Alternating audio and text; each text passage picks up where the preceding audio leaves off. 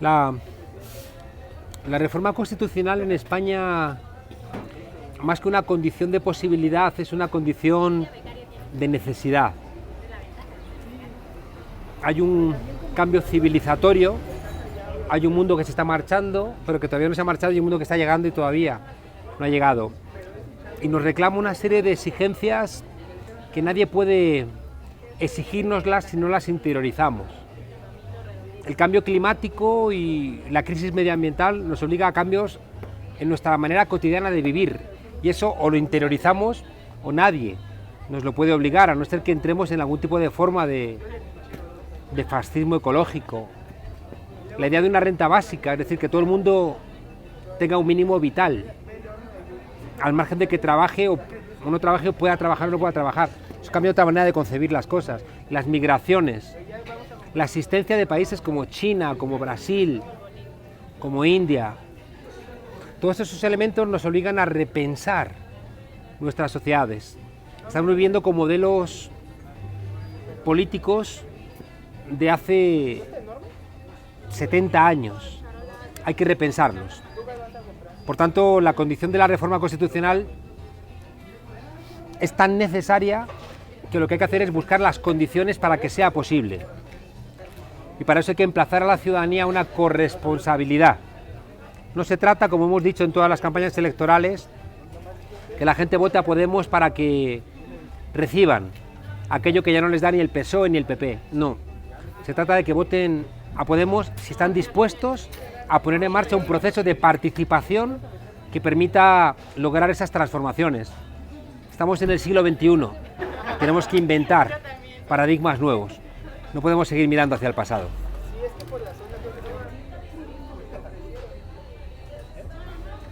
Hemos identificado una serie de agotamientos de la Constitución del 78 que nos llevan a hablar de una crisis del régimen del 78. El modelo territorial está agotado. Tenemos que inventarnos una forma de integración territorial donde España, como un país plurinacional, como una nación de naciones, encuentre un encaje, para que no nos rompamos. Tenemos la voluntad de que España permanezca unida, y la única garantía es que los territorios que tienen una identidad dual, es decir, que se sienten catalanes, vascos, gallegos, incluso andaluces, pero también españoles, puedan conjugar esa doble nacionalidad. Tenemos que lograr que los derechos sociales sean una realidad. España se incorpora al Estado social muy tarde, porque mientras que en Europa se está desarrollando después de la Segunda Guerra Mundial, nosotros tenemos una dictadura militar que dura 40 años, justo la etapa de desarrollo del Estado social, democrático y de derecho en Europa coincide con nuestra dictadura militar. Eso hay que reinventarlo. España entró muy tarde al Estado social y ha salido muy pronto. Hay que anclar constitucionalmente los derechos sociales. Tenemos que incorporar una defensa medioambiental. Tenemos que incorporar nuestra relación con Europa. Tenemos que incorporar garantías básicas de supervivencia y de dignidad a cualquier ser humano que viva en nuestro país. Y eso tiene que ser una garantía recogida constitucionalmente. Igual que en Bolivia, la lucha por el agua ha hecho del agua un derecho fundamental, tenemos que lograr que esos elementos que en nuestra cosmovisión europea y española forman base de la construcción de la dignidad, puedan de esa misma manera estar anclados y ser exigibles y ser derechos fundamentales que tengan una lógica que sirva como tal. Tenemos que incorporar la idea de una renta básica. Es igualmente muy relevante que incorporemos en nuestra discusión el papel de los migrantes. Es muy importante entender que el mundo se está haciendo global y eso implica una serie de realidades diferentes. Debiéramos incorporar seguramente en nuestra Constitución igualmente una serie de garantías de respeto medioambiental. O sea, son elementos que diferencian la evolución social de Europa y del mundo en el siglo XXI respecto del siglo XX. En cambio, seguimos teniendo las inercias de un constitucionalismo viejo.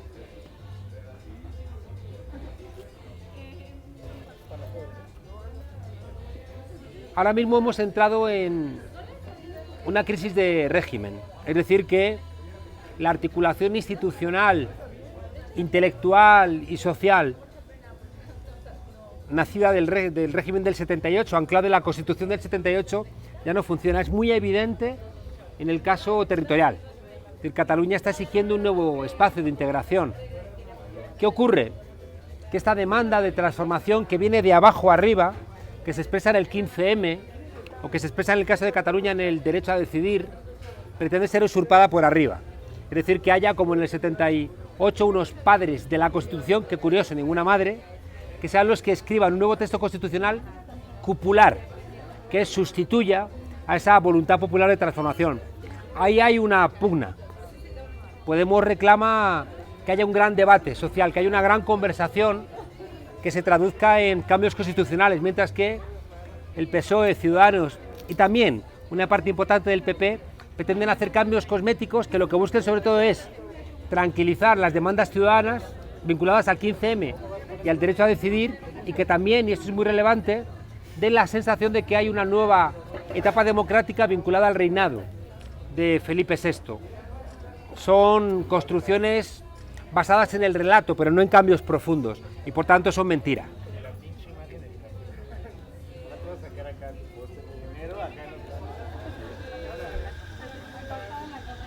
Los movimientos sociales son la expresión de la incapacidad de los partidos políticos de dar respuesta a necesidades ciudadanas. Y en ese sentido, los partidos políticos deben escuchar esas demandas que emanan de unas organizaciones que tienen mayor libertad, que tienen menos ataduras, que son menos rehenes de estructuras fijas, que tienen menos que perder en sus demandas.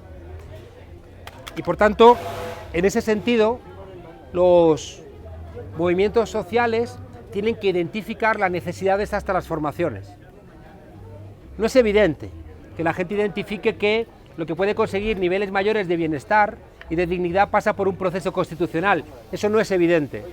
Pero en cambio el 15M en la calle identificó la necesidad de reformas constitucionales como pase a una sociedad más densa democráticamente. Yo creo que tenemos que recuperar esa discusión que nació desde las bases. Y en ese sentido yo creo que el movimiento social tiene que buscar en qué medida su demanda, sea de vivienda, sea ecológica, sea de renta básica, sea de trato digno a los inmigrantes, tenga un anclaje constitucional. No sirve de nada demandas que buscan solventar puntualmente los problemas cuando podemos encontrar un anclaje que convierta en sentido común esas cosas que los movimientos sociales entienden como base de la dignidad de una democracia que merezca ese nombre. Conclusión, los movimientos sociales tienen que entender que es muy hermoso parar un desahucio en la calle, tienen que entender que es muy heroico enfrentarse a la policía o a los agentes judiciales para parar el desahucio de una familia que no tiene una alternativa habitacional, pero es mucho más efectivo tener una política pública que impide que se desahucie a una persona porque no puede pagar su renta, no puede pagar su hipoteca porque se ha quedado sin trabajo. En ese sentido, es muy relevante que los movimientos sociales entiendan que hay que conquistar el poder y que para conquistar el poder es muy importante cambiar la superestructura jurídica y el acuerdo básico, el contrato social esencial se llama la Constitución.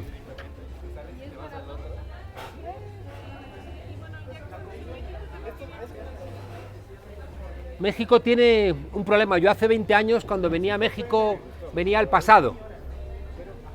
Y ahora cuando vengo a México tengo la sensación de que vengo al futuro.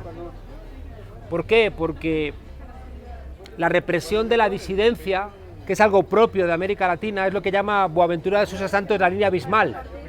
En el mundo occidental los conflictos se resuelven con el diálogo. Detrás de la línea abismal los conflictos se resuelven con la violencia. Y eso está llegando a Europa. En España la ley Mordaza es un paso en esa política de represión que sufren los movimientos sociales aquí, en México. Es verdad que la protesta en Europa, la protesta en España se paga con multas, con cárcel, con difamación en los medios de comunicación, pero aquí te matan. Y por tanto, aquí es cierto lo que explica Boaventura de Sousa Santos de que hay un fascismo social. Estructuras formalmente democráticas, pero socialmente fascistas. que no necesitan venir con correajes ni con las camisas pardas de los años 30, pero que aunque vengan vestidos con trajes de Armani y tomen desayunos continental en el Four Seasons o en el Sheraton, expulsan a una parte importante de la ciudadanía a la que condenan a la pobreza y que cuando contestan son ejecutados. El hecho de que la protesta en México, pensemos en los 43 de Ayotzinapa, pensemos en Peñablanca, pensemos en los maestros, en los estudiantes del 132 reprimidos, hay que ser muy héroe en México para protestar y por tanto yo creo que haría falta una intervención de la comunidad internacional para hacer ver que aquí no hay una democracia y que América Latina en primera instancia debiera intervenir para hacer ver que aquí, no en Venezuela, no en Bolivia, no en Ecuador, como pretenden decir los medios, aquí es donde ser sindicalista, ser un estudiante crítico, ser una mujer que reclama derechos de dignidad, se paga con la vida.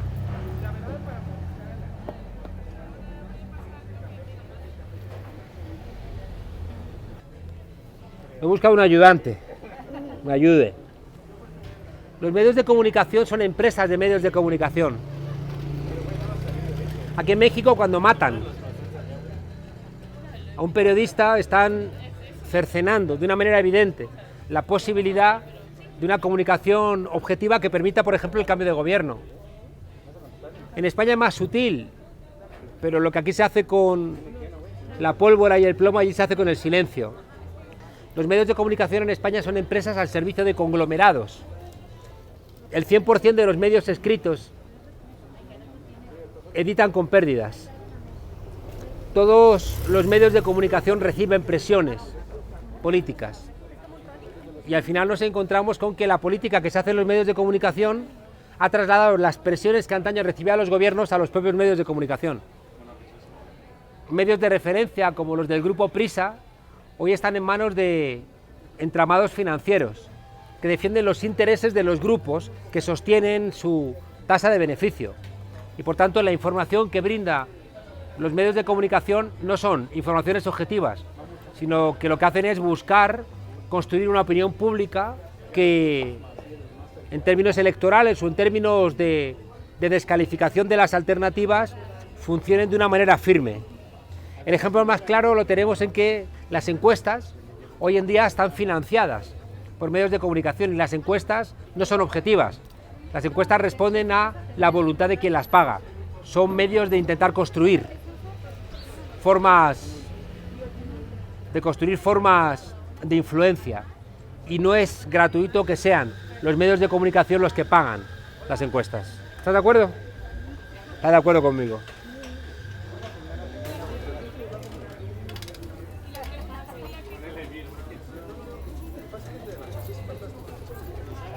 El sistema capitalista, nos enseñó Marx, funciona con contradicciones. De hecho, genera sus propios sepultureros, ¿no? Y por tanto el sistema capitalista genera al proletario, es decir, a los trabajadores, que son los que exigen recibir el fruto de su trabajo y que hace que la tasa de ganancia quiebre y genera una parte importante del problema que hay ahora mismo en el mundo, donde la economía financiera es un intento de recuperar la tasa de ganancia y el endeudamiento de la ciudadanía es una manera indirecta de mantener la tasa de consumo. Creo que los medios de comunicación, como empresas de medios de comunicación, tienen una doble tensión. Tienen la tensión política de justificar el statu quo, pero también tienen que hacer negocio. Y en el caso de España, Podemos sube la cuota de audiencia. Y por tanto, por un lado, si no nos invitan, pierden audiencia. Y los medios que nos invitan se comen la audiencia de los demás. Y por otro lado hay tensiones. Y ahí es donde se mueven los medios de comunicación. Nos invitan a hacer declaraciones en los magazines, pero en los telediarios nos insultan. Nos invitan a hacer declaraciones, pero en las tertulias nos intentan masacrar. Y ahí en esa tensión es donde está el juego. Es verdad que los medios de comunicación nos dieron la posibilidad de visibilizarnos, porque también es verdad que los medios de comunicación están compitiendo con Internet. Y ahí, gente que tenía que rendir cuentas dijo, me traigo a la gente de Podemos, subo la cuota de audiencia y presento una buena cuenta de resultados a mis jefes. Esa tensión está ahí. En momentos de crisis fuerte del régimen, como la que vivimos ahora, desaparece cualquier tipo de amabilidad. Y ahora que están jugándose de una manera clara construir un gobierno continuista o un gobierno de cambio, hemos visto cómo los medios de comunicación han sido brutales en disparar contra Podemos, inventando disensiones, acusando de financiación ilegal, reinventando cotidianamente querellas archivadas por los jueces, pero que generan un ruido que hace que una parte de la ciudadanía entienda que la alternativa es peor que lo que existe.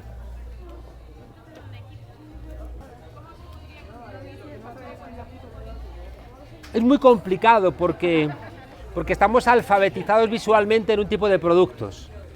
Tú te acostumbras a ver un tipo de cine y si de repente no hay efectos especiales crees que la película es aburrida.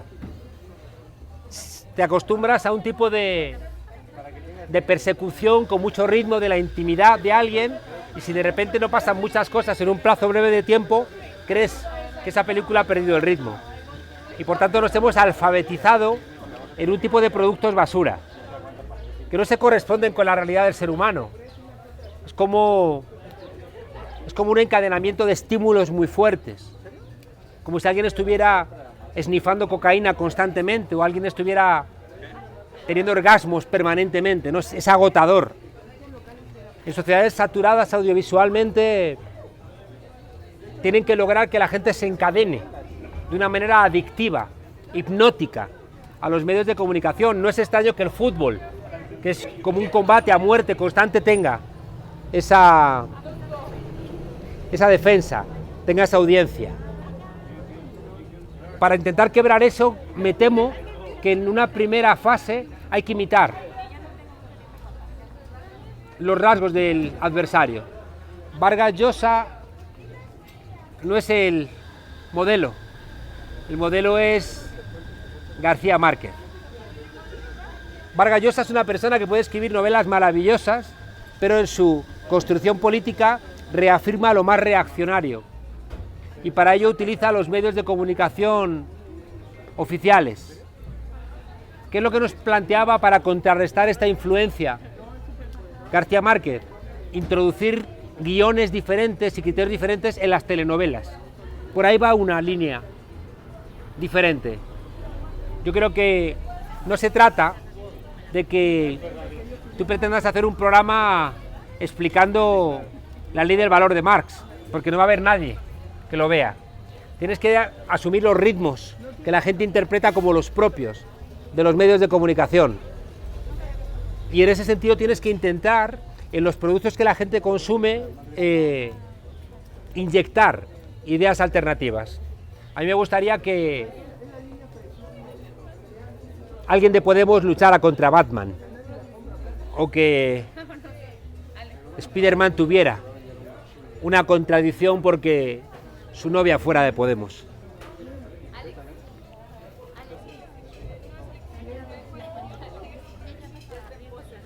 Las bolas de cristal están desajustadas. Estamos viviendo un escenario que me recuerda a la película, lo he dicho muchas veces, de Robert Aldrich, 12 en el patíbulo. Hay soldados condenados a muerte en la Segunda Guerra Mundial que reciben un indulto a cambio de una misión suicida. Están desesperados y la ponen en marcha, sabiendo que es bastante probable que mueran. Ya ha muerto Artur Mas. Mariano Rajoy está amenazado de muerte. Y su propio partido, adiós, su propio partido está intentando presionarle, por lo menos una parte, para que dimita y permita una gran coalición. Pedro Sánchez encuentra sus mayores enemistades dentro de su propio partido. El sistema tiene un plan. Es un gobierno del PSOE con Ciudadanos. ¿Por qué ese es el plan del sistema? Porque necesitamos justificar el reinado de Felipe VI. Y la justificación de un rey no puede venir de la derecha, tiene que venir de la supuesta izquierda. Por tanto, quien puede darle una carta de legitimidad al nuevo rey es el Partido Socialista. Por eso necesita el sistema que en el gobierno de coalición esté el Partido Socialista, pero necesitan al tiempo que el Partido Popular esté en la oposición. ¿Por qué? porque si no, si forma parte de una gran coalición, la oposición la representa Podemos. Y cuando este gobierno de gran coalición fracase, la alternativa lógica sería Podemos. Y ellos quieren impedirlo, manteniendo ese doble juego de PSOE y PP como un juego constante de intermediación. ¿Qué ocurre? Que este marco no funciona porque hay actores que tienen vida propia. Rajoy no quiere cargar con las culpas de la corrupción. Rajoy no quiere ser el chivo expiatorio que le sirve al Partido Popular para expiar sus culpas. De la misma manera que Pedro Sánchez quiere gobernar, porque si no gobierna, en el Congreso de primavera el Partido Socialista lo expulsa. Por tanto, tenemos lo que busca el statu quo y actores muy importantes, que son sobre todo Pedro Sánchez y Rajoy, que están defendiéndose como gato panza arriba. Lo que vaya a ocurrir no es predecible. Yo creo que Podemos ha hecho una apuesta clara. Si quiere el PSOE un gobierno de cambio, eso implica por incorporaciones en el Parlamento, en el gobierno, de ministros en consonancia con el porcentaje de votos que es prácticamente idéntico al del Partido Socialista, nos separan 300.000 votos. Y un acuerdo claro de políticas de cambio. Eso es incompatible con un acuerdo con Ciudadanos. Está la pelota en el tejado del Partido Socialista. El Partido Socialista, me consta, porque es lo que quiere Felipe González, Susana Díaz y los varones, es un gobierno del PSOE con Ciudadanos, pero que le eche la culpa de la imposibilidad de un gobierno de izquierdas a Podemos. Y estamos en este interín.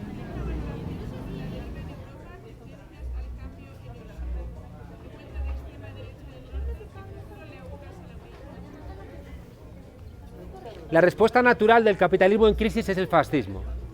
Lo vimos en los años 30 y lo vemos ahora. Las clases medias proletarizadas buscan un chivo expiatorio y una justificación de su fracaso. Y nunca están en contra del sistema, están en contra de los excesos del sistema. En ese sentido, la respuesta más evidente es Donald Trump, es Marine Le Pen, es Orbán, es Esperanza Aguirre. En España hubo una excepción a este modelo, que es el 15M, que construyó un relato alternativo, donde la culpa no era de los inmigrantes, de los sindicatos, de los partidos de izquierda o del Estado social, sino que la culpa era de los banqueros que nos convertían en mercancías y de políticos corruptos que a través de las puertas giratorias impedían la representación popular. Tenemos una discusión en Europa, donde no tenemos que ser muy optimistas. En estos meses estamos dilucidando de qué lado del fiel de la balanza cae el peso. Podemos ser optimistas, porque ahí está Grecia, está Corbyn en Inglaterra, estamos Podemos, pero también es verdad que está Cinque Stelle, que es una cosa ambigua, está Marine Le Pen, está el crecimiento de formaciones de extrema derecha como Alianza por Alemania. No hay razones para el optimismo, pero tenemos la obligación de recordar el terrible precio que pagó Europa en los años 30 por no escuchar el riesgo del fascismo. Y yo creo que tenemos que ser muy claros al respecto. Europa se está jugando su futuro y ahí no hay que ser amable con los análisis, hay que ser muy realista con los análisis.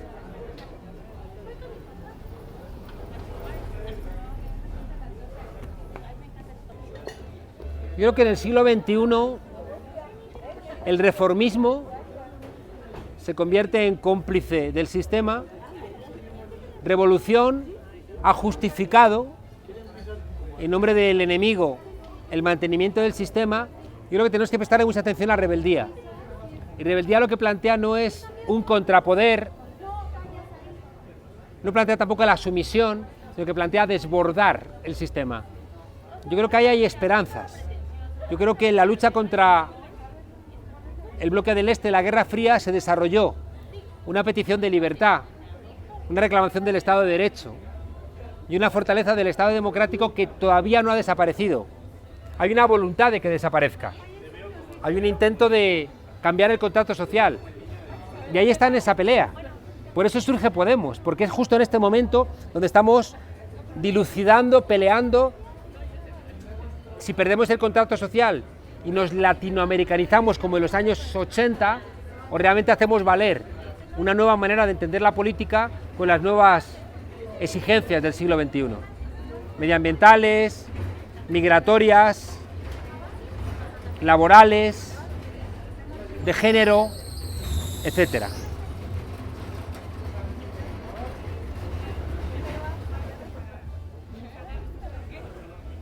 Yo creo que todo el mundo en Podemos entiende que primamos la locomotora y sacrificamos vagones. Era un año electoral, las elecciones andaluzas adelantadas, antes las europeas, luego las autonómicas y municipales, luego las catalanas y finalmente las elecciones generales. Muchas elecciones que obligaban a tener la maquinaria electoral muy engrasada. Pero eso implicó sacrificar el debate, sacrificar la deliberación, sacrificar elementos más participativos, que tienen unos plazos distintos de los plazos electorales. Yo creo que hemos conseguido un logro espectacular, que es colocar a 65 diputadas y diputadas en el Parlamento español. Pero ahora hay que prestarle atención al gran olvidado, que es el método participativo, que son los círculos, que es otro vector que construimos junto al vector de la representación, que era el vector de la participación, el vector 15M. Y para eso hay que reconstruir seguramente lo que planteamos en Vistalegre. Seguramente tenemos la obligación de reinventarnos una manera de funcionar que clarifique cuál es la relación entre los círculos y los consejos ciudadanos, entre los consejos ciudadanos y el Consejo Estatal, entre los círculos y los cargos públicos en ayuntamientos, en comunidades autónomas o en el Parlamento español. Todo eso está por inventar. Yo creo que tenemos que dedicarle tanta energía como la que hemos dedicado a la toma del Parlamento.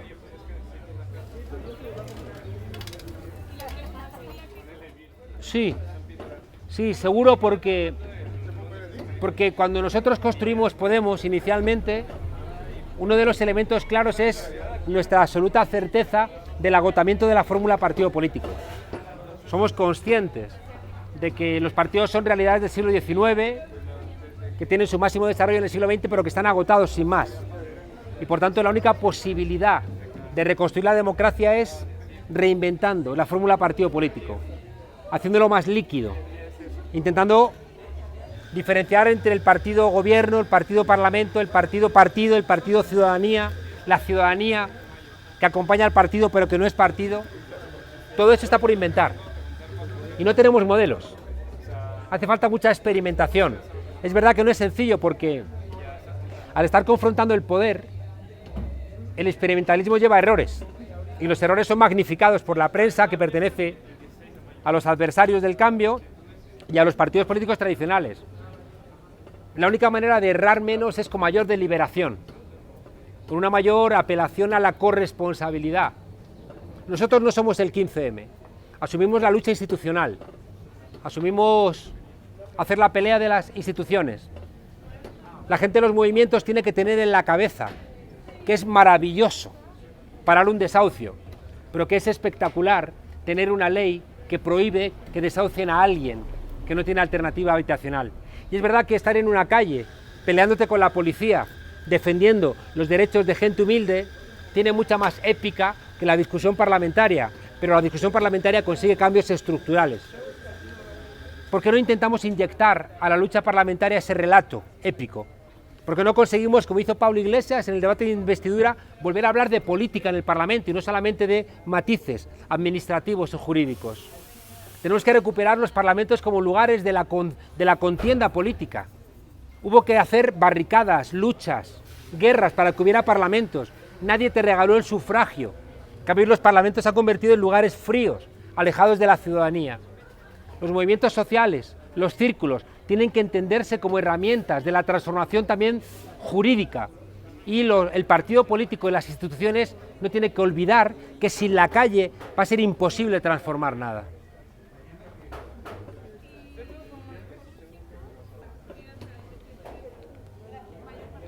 Los círculos han cometido un error, y es pensar que desde el centro, desde la ejecutiva, te podían brindar las soluciones definitivas, y así no funcionan las cosas. Erich Fried, un poeta, contaba en uno de sus poemas que regresaban 5.000 soldados derrotados al campo de concentración, y los oficiales que ya estaban presos le preguntaron: ¿pero cómo es posible que os derrotaran a vosotros que erais miles y ellos eran solamente 6? Y contestaron: es que nos rodearon. Los círculos se han dejado rodear, y a veces 2 personas, 3 personas tóxicas han expulsado a decenas de personas, a veces a centenares de personas de los círculos. Los círculos no tienen que tener la mandíbula de cristal. Tenemos que tener una lección aprendida de que cuando tú haces acción colectiva, no estás con tus amigos, estás sumando voluntades. En una comunidad de vecinos hay discrepancias, y lo que no puede ser es que las discrepancias de repente tú las leas como un fin de tu esperanza utópica. Los círculos no pueden tener esa lectura ingenua de que no hay discrepancias, porque sí que las hay, y que no hay intereses, porque también los hay, y lecturas diferentes de cómo leer la realidad, que también las hay. No puede ser que tú vayas a los círculos, que son una herramienta necesaria de cambio político, como si estuvieras con tus amigos viendo una película. No es así. Igual que la gente madura y tiene que enfrentarse a las limitaciones de la vida, cuando hacemos política, es decir, cuando prestamos atención a los intereses colectivos, tenemos que entender que también hay limitaciones, y que cuando tú haces política no es igual que cuando tienes una pareja, que tú no puedes pedir a los camaradas, a los compañeros y a las compañeras de política la misma convergencia y la misma identidad que tú le pides a la gente con la que compartes tu corazón.